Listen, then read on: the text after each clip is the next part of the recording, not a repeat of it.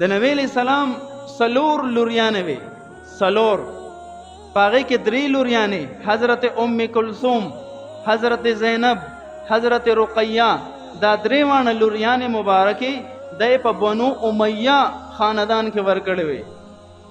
چونکه معاویه رضی الله عنه د بنو امیہ خاندان نو نن سبا باغ خاندان پسې ردی بدی ویلي کیږي.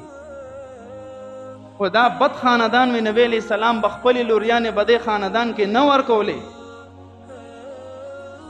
صرف یو لور حضرت فاطمه الزهرا رضی الله عنها په قریشو کې حضرت علی المرتضی باندې واده وا. باقي 3 لوریانې دا په بنو امیہ کې ورکړي دي، او صرف لوریانې ورکړي نه دي، د بنو امیہ نه بیبیانې هم کړي دي. ام حبیبه رضی الله عنها دا د بنو امیہ و د معاویه رضی الله عنه خور وا. او حدیث کې راځي ما زوجت من بناتي ولا تزوجت من نسائي الا باذن جاء به جبرائيل. نبی علیہ السلام فرمایي چې د خپل لوریانو نکاح کم کړي دا، او د کوم بیبیانو سره چې ما نکاح کړي دا، دا د الله په اجازت سره مې کړي دا.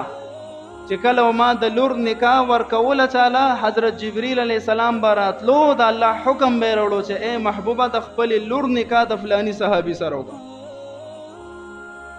اے محبوبه ته د فلانې بیبي سره نکاح وکړه.